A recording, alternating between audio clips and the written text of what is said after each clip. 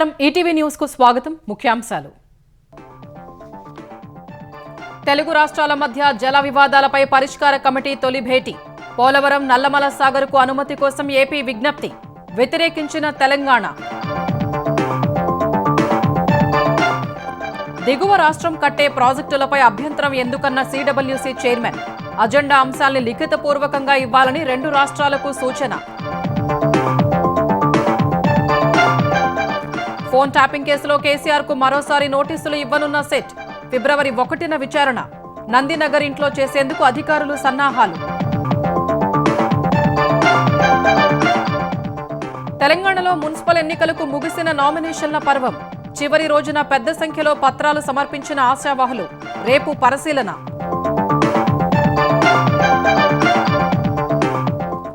జగన్ హయాంలో శ్రీవారి లడ్డూల్లో కల్తీపై ప్రభుత్వానికి సిట్ లేఖ. నకిలీ నెయ్యితో 20 కోట్లకు పైనే లడ్డూలు తయారు చేశారని టీటీడీ చైర్మన్ ప్రకటన. సంపదలో కొంత సమాజానికి ఇవ్వాలన్న చంద్రబాబు. గుంటూరు జీజీహెచ్లో పూర్వ విద్యార్థులు నిర్మించిన మాతా శిశు ఆరోగ్య కేంద్రం ఆరంభించిన సీఎం. ఋతుక్రమ ఆరోగ్యం ప్రాథమిక హక్కేనని స్పష్టం చేసిన సుప్రీంకోర్టు. విద్యా సంస్థల్లో శానిటరీ ప్యాడ్స్ అందించాలని కేంద్రం రాష్ట్రాలకు ఆదేశాలు. ఎట్టకేలకు పరుగును ఆపిన బంగారం వెండి ధరలు. హైదరాబాద్లో 11,000 తగ్గిన 10 గ్రాముల పసిడి, 30,000 తగ్గిన కిలో రజతం.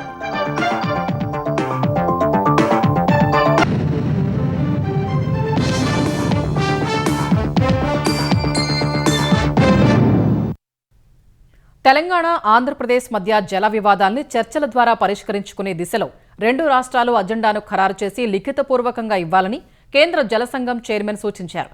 అజెండా అంశాలను వారం రోజుల్లో ఇస్తే తదుపరి భేటీని ఖరారు చేస్తామని తెలిపారు. అప్పుడే అన్ని అంశాలపై చర్చిద్దామని సిడబ్ల్యూసీ చైర్మన్ చెప్పినట్టు తెలిసింది. మరోవైపు తమ అజెండాను వారం రోజుల ముందే పంపినట్లు ఆంధ్రప్రదేశ్ అధికారులు చెప్పారు. ఆంధ్రప్రదేశ్, తెలంగాణ మధ్య జల వివాదాలపై పరిష్కారం కోసం కేంద్రం ఏర్పాటు చేసిన కమిటీ తొలి భేటీ ఇవాళ ఢిల్లీలో జరిగింది. సిడబ్ల్యూసీ చైర్మన్ అధ్యక్షతన జరిగిన భేటీలో తెలంగాణ, ఏపీ సభ్యులు, కృష్ణా గోదావరి నది యాజమాన్య బోర్డు చైర్మన్లు, ఇతర సభ్యులు పాల్గొన్నారు. ఈ భేటీలో కమిటీ చర్చించాల్సిన అంశాలకు సంబంధించిన ఎజెండాపై చర్చించారు. పోలవరం నల్లమల సాగర్ ను తాము మొదటి నుంచి వ్యతిరేకిస్తున్నామని, ఎలాంటి అనుమతులు ఇవ్వలేదని కేంద్రం కూడా ఇప్పటికే చెప్పినందున ఈ అంశంపై చర్చ అవసరం లేదని తెలంగాణ తెలిపింది. ఇది కాకుండా 11 అంశాలను తెలంగాణ సభ్యులు ప్రస్తావించారు. ట్రైబ్యునల్ తీర్పు వచ్చే వరకు కృష్ణా జలాల్లో 50% నీటి కేటాయింపు, తెలంగాణ ప్రాజెక్టులకు అనుమతులు, రాయలసీమ ఎత్తిపోతల సహా ఏపీ నిర్మిస్తున్న అక్రమ ప్రాజెక్టులు, గోదావరి నీటి మళ్లింపు, తెలంగాణ వాటా తదితర అంశాలను అందులో చేర్చినట్టు తెలిసింది. ఈ అంశాలపై అభ్యంతరం తెలిపిన ఆంధ్రప్రదేశ్ సభ్యులు ఏపీ ప్రాజెక్టులకు అనుమతులు, పోలవరం విస్తరణ పనులు, కృష్ణా గోదావరి నదులపై తెలంగాణ నిర్మిస్తున్న ప్రాజెక్టులు, తెలంగాణ ద్వారా గోదావరి జలాల తరలింపు తదితర అంశాలను ప్రస్తావించారు. పోలవరం నల్లమల సాగర్ ప్రాజెక్టుకు త్వరగా అనుమతులు ఇవ్వాలని కోరారు. ఈ ప్రాజెక్టు ద్వారా కేవలం వరద జలాలు మాత్రమే వాడుకుంటామని, ఎగువ రాష్ట్రాలకు ఎలాంటి నష్టం ఉండదని వివరించారు. ఇందుకు తెలంగాణ అభ్యంతరం చెప్పగా, ఎగువ రాష్ట్రం ప్రాజెక్టు నిర్మించి నీటిని వాడుకుంటే దిగువ రాష్ట్రాలకు నష్టం, కానీ ఏపీ తర్వాత ఏ రాష్ట్రం లేదు కదా అని సిడబ్ల్యూసీ చైర్మన్లు అన్నట్లు తెలిసింది. దిగువ రాష్ట్రమైన ఏపీ నల్లమల సాగర్ ప్రాజెక్టు నిర్మిస్తే తెలంగాణకు నష్టమేంటని సిడబ్ల్యూసీ అధికారులు అడిగినట్లు తెలుస్తోంది. ఇదే సమయంలో ఎగువ రాష్ట్రమైన తెలంగాణలో కాళేశ్వరం ప్రాజెక్టుకు అనుమతులు ఇచ్చినట్టే పోలవరం నల్లమల సాగర్ కు కూడా ఇవ్వాలని ఆంధ్రప్రదేశ్ సభ్యులు కోరారు. గోదావరి జలాల వినియోగంపై కొత్తగా ట్రైబ్యునల్ ఏర్పాటు చేయాలని రెండు రాష్ట్రాలు కోరగా, ఒకసారి ట్రైబ్యునల్ ఏర్పాటు చేస్తే 10-20 ఏళ్ల సమయం తీసుకుంటుందని సిడబ్ల్యూసీ చైర్మన్ అన్నట్లు తెలిసింది. అందుకే ఇరుపక్షాలు చర్చించుకొని పరిష్కరించుకుంటే మంచిదని సిడబ్ల్యూసీ చైర్మన్ అభిప్రాయపడినట్టు తెలుస్తోంది. ఇందుకు తాము సిద్ధమేనని ఏపీ సభ్యులు చెప్పినట్టు తెలిసింది. ఈ దశలో రెండు రాష్ట్రాలు ఎజెండా అంశాలు సమర్పించి ఖరారైన తర్వాత అన్ని విషయాలు చర్చిద్దామని సిడబ్ల్యూసీ చైర్మన్ ప్రతిపాదించినట్టు తెలిసింది. అజెండా సెట్ చేయడానికి ఫస్ట్ మీటింగ్ అయింది. ఆంధ్ర నుంచి వాళ్ళ ఇష్యూస్, తెలంగాణ నుంచి మన ఇష్యూస్ సిడబ్ల్యూసీకి ప్రజెంట్ చేస్తాము. చేసిన తర్వాత నెక్స్ట్ మీటింగ్లో ఒక్కొక్క అంశం మీద డిస్కషన్ అది అజెండాలో తేవద్దని చెప్పాము. లేదు కాదు ఇంటర్స్టేట్ ఇష్యూస్. ఆంధ్ర వాళ్ళు చెప్పలే ఇంకా మన తెలంగాణ నుంచి 12 పెట్టారు. మనం అనుకున్నాము, సబ్మిట్ చేయలేదు. ఆంధ్ర నుంచి ప్రతిపాదన ఎప్పుడు? అంటే వారంలో ఇస్తాను, 1 వీక్. నల్లమల సాగర్ డీపీఆర్ తయారీ సహా అనుమతుల ప్రక్రియను ఆపితేనే కేంద్ర కమిటీ సమావేశానికి వస్తామని చెప్పి ఇవాళ ఎందుకు హాజరవుతున్నారని మాజీ మంత్రి బీఆర్ఎస్ శాసనసభాపక్ష ఉపనేత హరీష్ రావు ప్రశ్నించారు. ప్రక్రియ ఆపామని కేంద్రం, ఏపీ హామీ ఇచ్చాయా అని అడిగిన ఆయన హామీ ఉంటే ఆ లేఖలు బయట పెట్టాలని డిమాండ్ చేశారు. ఢిల్లీ సమావేశంలో తెలంగాణకు మరణశాసనం రాస్తున్నారన్న హరీష్ రావు ఏపీ జల దోపిడీకి రేవంత్ రెడ్డి ప్రభుత్వం మొదటి నుంచి సహకరిస్తోందని మండిపడ్డారు. తెలంగాణకు అన్యాయం జరుగుతుంటే చూస్తూ ఊరుకోబోమని, కేసీఆర్ నాయకత్వంలో పోరాటానికి సిద్ధమని తెలిపారు. తెలంగాణకు మరణ శాసనం రాయాలనుకుంటున్నారా? ప్రజలు నీకు అధికారం ఇచ్చింది గోదావరి నీళ్లను ఆంధ్రాకు దారాదత్తం చేయడానికి కాదు మిస్టర్ రేవంత్ రెడ్డి.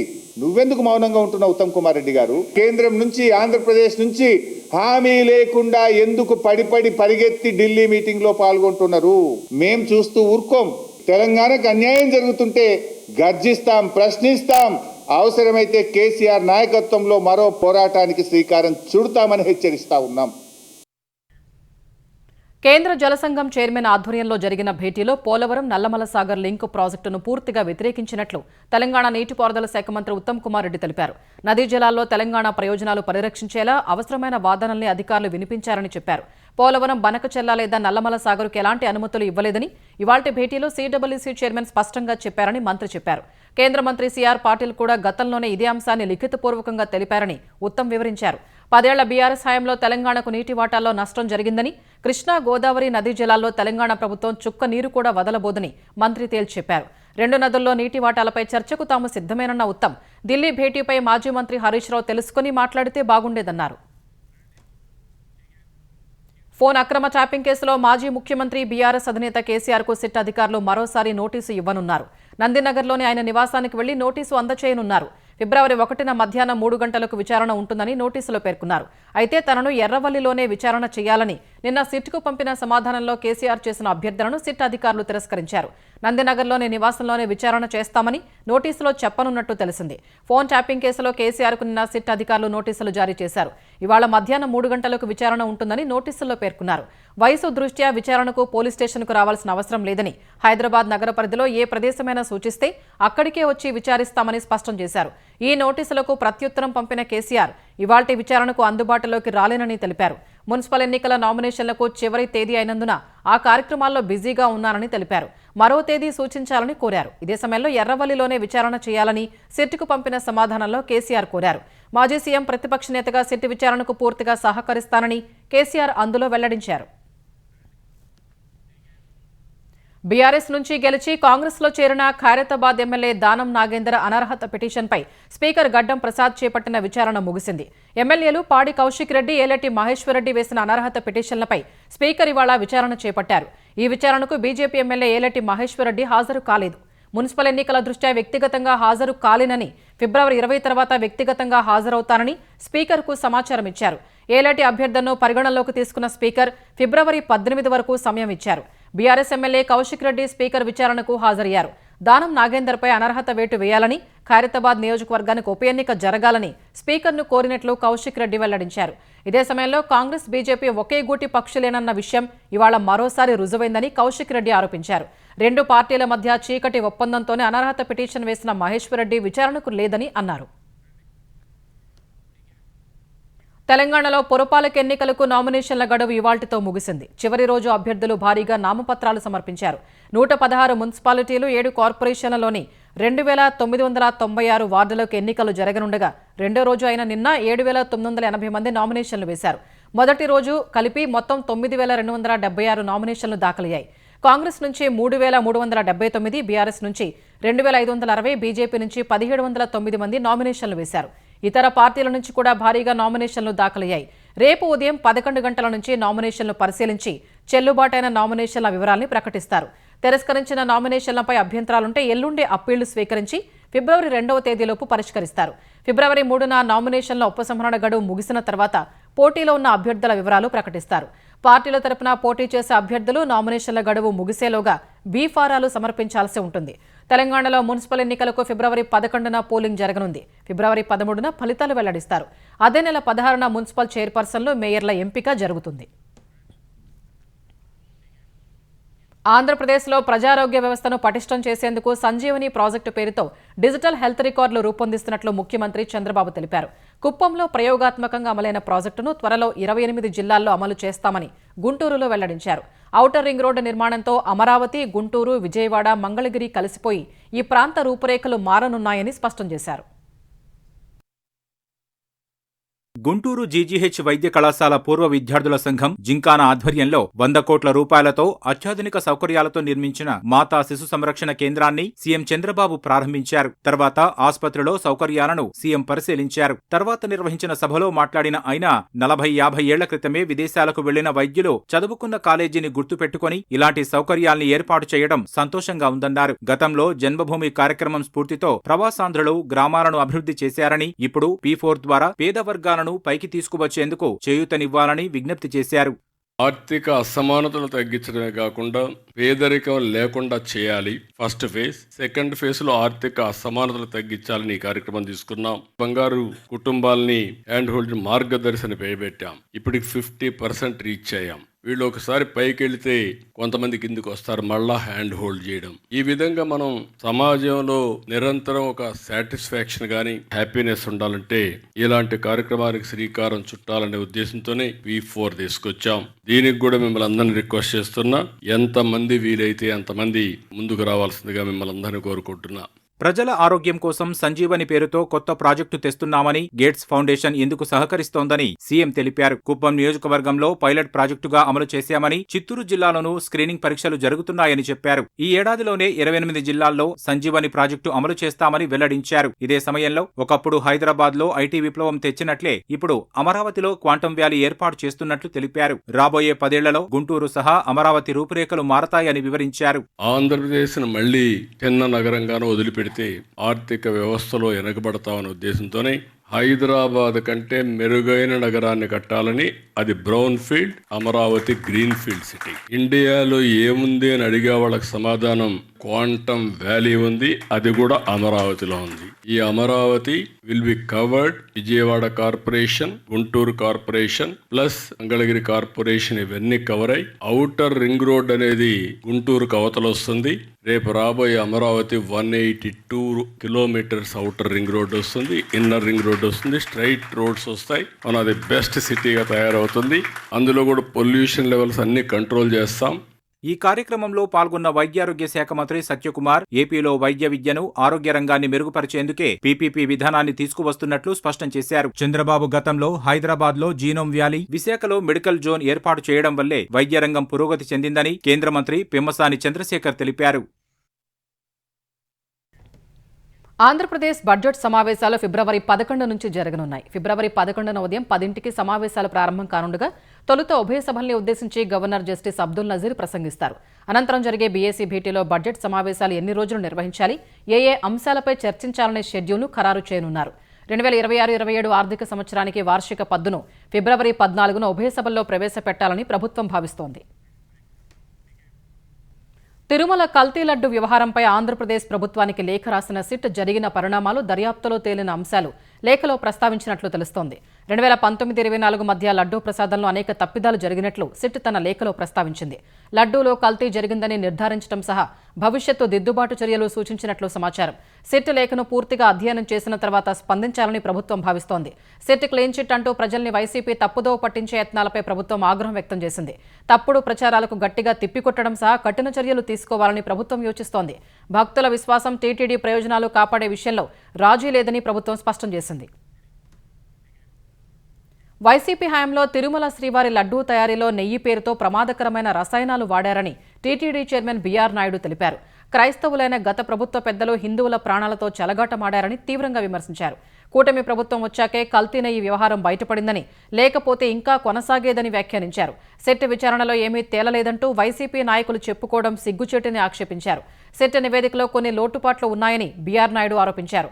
సీబీఐ ఇప్పుడు వేసింది సప్లిమెంటరీ ఛార్జిషీటేనన్న ఆయన ఇంకో ఛార్జిషీట్ వేసే అవకాశం ఉందని తెలిపారు. అందులోనైనా అసలు నిందితుల పేర్లు చేర్చాలని డిమాండ్ చేశారు. చిన్నప్పన్న ఖాతా నుంచి కోట్లాది రూపాయలు ఎవరి ఖాతాలకు వెళ్లాయనేది దర్యాప్తు చేయాలని కోరారు.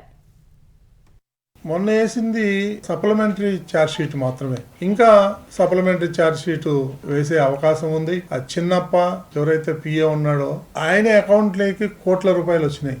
అక్కడి నుంచి ఎక్కడికి పోయింది? సిబిఐ ఛార్జ్ షీట్ లో లేదు. నేను సూటిగా అడుగుతున్నాను సిబిఐని, అది ఎందుకు మీరు దర్యాప్తు చేయలేదు? దాని వెనక ఉన్నటువంటి పెద్దవాళ్ళు ఎవరైతే ఉన్నారో వాళ్ళని ఎందుకు బయటపెట్టలేదు? నెక్స్ట్ ఛార్జ్ షీట్ లో అన్నా, సప్లిమెంటరీ ఛార్జ్ షీట్ లో అన్నా ఎవరైతే దీనికి బాధ్యతలు ఉన్నారో, ఎంత పెద్దవాళ్ళు అయినా సరే వాళ్ళందరినీ కూడా వెలికి తీయాలని చెప్పేసి తిరుమల తిరుపతి దేవస్థానం నుంచి నేను డిమాండ్ చేస్తున్నాను. తిరుమల లడ్డూ కల్తీపై సాక్షి ఛానల్ ఇచ్చిన క్లీన్ చిట్ను సిట్ ఇచ్చిన క్లీన్ చిట్గా వైసీపీ ప్రచారం చేసుకోవడం విడ్డూరంగా ఉందని ఆంధ్రప్రదేశ్ కార్మిక శాఖ మంత్రి వాసంశెట్టి సుభాష్ మండిపడ్డారు. కల్తీ జరిగిందని దర్యాప్తు సంస్థ నిగ్గు తేల్చినా సంబరాలు చేసుకోవడానికి సిగ్గులేదని నిలదీశారు. మహాపాపాన్ని కప్పిపుచ్చుకునేందుకు వైసీపీ నేతలు విష ప్రచారం చేస్తున్నారని ఆగ్రహం వ్యక్తం చేశారు. ఏదో వైసీపీ వాళ్ళకి టీటీడీ లడ్డు విషయంలో క్లీన్ చిట్ ఇచ్చారని చెప్పి వాళ్ళు సంబరాలు చేసుకుంటూ ఉన్నారు ఈ సోషల్ మీడియాలో. అసలు సిగ్గుందా ఈ మనుషులకి అని చెప్పి అందరికీ భావం కలుగుతుంది. ఎందుకంటే ఈ సాక్షి ఛానల్ కానీ ఏమన్నా క్లీన్ చిట్ ఇచ్చిందేమో మాకు తెలియదు, కానీ తిరుపతి తిరుమల దేవస్థానం అంటే మీకు ఎందుకంత కోపం? ఆ కలియుగ దేవుడు విషయానికి ఎవరు వచ్చినా సరే ఒక్కొక్కరుగా భూస్థాపితం అయిపోయారు. ముఖ్యమంత్రి రేవంత్ రెడ్డి హార్వర్డ్ యూనివర్సిటీలో లీడర్షిప్ కోర్సు పూర్తి చేశారు. అమెరికాలోని హార్వర్డ్ కెన్నడీ స్కూల్లో ఈ నెల 25 నుంచి 5 ఖండాల్లోని 20 దేశాలకు చెందిన 62 మందితో కలిసి రేవంత్ రెడ్డి ఉదయం 7 నుంచి సాయంత్రం 6 వరకు తరగతులకు హాజరయ్యారు. కోర్సు పూర్తి చేసిన రేవంత్ రెడ్డికి హార్వర్డ్ కెన్నడీ స్కూల్ సర్టిఫికేట్ అందజేసింది. హార్వర్డ్ యూనివర్సిటీ నుంచి సర్టిఫికేట్ కోర్సు పూర్తి చేసిన మొదటి సీఎంగా ఘనత దక్కించుకున్నారు. రేవంత్ రెడ్డి తరగతులకు హాజరు కావడం సహా అసైన్మెంట్లు, హోంవర్క్లు, గ్రూప్ ప్రాజెక్టులు పూర్తి చేశారు. ఆయన ఎల్లుండి హైదరాబాద్ రానున్నారు. తెలంగాణలో ఇంజనీరింగ్, ఫార్మా, అగ్రికల్చర్ ప్రవేశాల కోసం నిర్వహించే ఈఏపీ సెట్ దరఖాస్తుల షెడ్యూల్ను అధికారులు విడుదల చేశారు. ఫిబ్రవరి 19 నుంచి ఆన్లైన్లో దరఖాస్తులు స్వీకరించనున్నట్లు తెలిపారు. దరఖాస్తులు సమర్పించేందుకు ఏప్రిల్ 4 వరకు గడువిచ్చారు. మే 4 నుంచి 11 వరకు ఈఏపీ సెట్ పరీక్షలు జరగనున్నాయి. ఆసియా ఖండంలోనే అతిపెద్ద గిరిజన జాతరగా పేరొందిన మేడారంలో ఇవాళ నిండు జాతర కొనసాగుతోంది. గద్దెలపై వనదేవతలు అంతా కొలువు తీరడంతో భక్తులు లక్షలాదిగా తరలివచ్చి అమ్మవార్లను దర్శించుకుంటున్నారు. జాతరకు తెలంగాణ, ఏపీ సహా పలు రాష్ట్రాల నుంచి భక్తులు పోటెత్తారు. జంపన్న వాగులో స్నానాలు చేసి గద్దెలపై కొలువైయున్న అమ్మవార్లకు మొక్కులు చెల్లించుకుంటున్నారు. వనదేవతలకు చీర, సారే, పసుపు, కుంకుమలతో పాటు బంగారంగా పిలుచుకునే బెల్లాన్ని మొక్కులుగా సమర్పిస్తున్నారు. భక్తుల రద్దీ దృష్ట్యా ఎలాంటి ఇబ్బందులు తలెత్తకుండా ప్రభుత్వం ఏర్పాట్లు చేసింది. మేడారం మహాజాతర రేపటి వరకు జరగనుంది. రేపు ఆదివాసీ దేవతల్ని గద్దెల నుంచి తిరిగి వనంలోకి తీసుకెళ్లడంతో జాతర ముగుస్తుంది.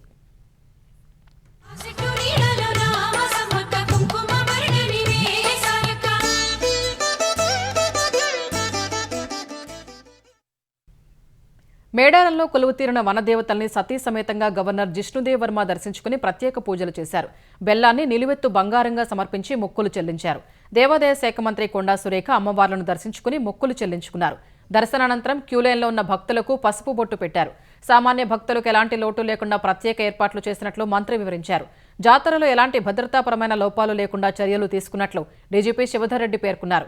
మేడారంలో మొక్కులు చెల్లించుకున్న డీజీపీ అక్కడ విధుల్లో ఉన్న అధికారులతో కలిసి భద్రతా ఏర్పాట్లు పరిశీలించారు. తల్లుల్ని దర్శించుకున్న మాజీ గవర్నర్ దత్తాత్రేయ నిలువెత్తు బంగారం సమర్పించారు.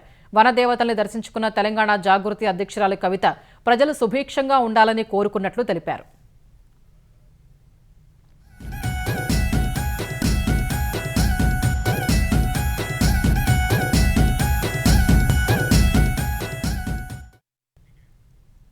విద్యా సంస్థల్లో బాలికలకు ఉచితంగా శానిటరీ ప్యాడ్స్ను అందుబాటులో ఉంచాలని సుప్రీంకోర్టు ఆదేశాలు జారీ చేసింది. ఈ మేరకు అన్ని రాష్ట్రాలు, కేంద్రపాలిత ప్రాంతాలకు ఆదేశాలిచ్చింది. అన్ని ప్రభుత్వ, ప్రైవేటు స్కూళ్లు తప్పనిసరిగా ఈ ఆదేశాల్ని పాటించాలని justice JB Pardiwala, justice R మహాదేవన్లతో కూడిన ద్విసభ్య ధర్మాసనం స్పష్టం చేసింది. ఋతుక్రమ ఆరోగ్య హక్కు అనేది రాజ్యాంగంలోని ప్రాథమిక హక్కులో భాగమని పేర్కొంది. అలాగే దివ్యాంగులకు అనుకూలమైన ప్రత్యేక టాయిలెట్లు తప్పక ఉండాలని అత్యున్నత న్యాయస్థానం స్పష్టం చేసింది. బాలికలు, బాలురకు విడివిడిగా టాయిలెట్లు ఉండాలని సుప్రీంకోర్టు పేర్కొంది. ప్రైవేటు పాఠశాలలు వేర్వేరుగా టాయిలెట్లు ఏర్పాటు చేయకుంటే వాటి గుర్తింపును రద్దు చేయాలని కోర్టు వెల్లడించింది. బాలికలకు టాయిలెట్స్, ఉచిత శానిటరీ ప్యాడ్లను అందించడంలో ప్రభుత్వాలు విఫలమైతే వాటిని కూడా జవాబుదారీగా చేస్తామని సుప్రీంకోర్టు తేల్చి చెప్పింది. ఇటీవల ఆకాశాన్నంటిన బంగారం, వెండి ధరలు, మదుపర్లు లాభాలు స్వీకరించడంతో ఇవాళ దిగివచ్చాయి. హైదరాబాద్లో 24 క్యారెట్ల 10 గ్రాముల పసిడి ధర ఇవాళ 11,000 తగ్గి 1,70,000కు దిగివచ్చింది.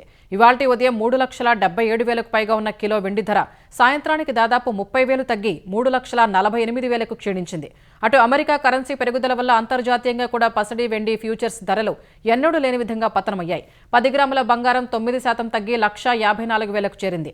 సిల్వర్ ఫ్యూచర్స్ 17% అంటే ఒక్క రోజులో 67,891 రూపాయలు క్షీణించి 3,32,000 రూపాయలకు తగ్గింది. అదే గోల్డ్ ఈటీఎఫ్లో అంతకు మించిన పతనాన్ని నమోదు చేసినట్లు మార్కెట్ విశ్లేషకులు తెలిపారు. ఫెడరల్ రిజర్వ్ చైర్మన్గా కెవిన్ వాల్ష్ను నామినేట్ చేయడానికి అమెరికా అధ్యక్షుడు ట్రంప్ సిద్ధమవుతున్న వేళ అంతర్జాతీయంగా బంగారం వెండి ధరలు తగ్గుముఖం పట్టాయని విశ్లేషించారు.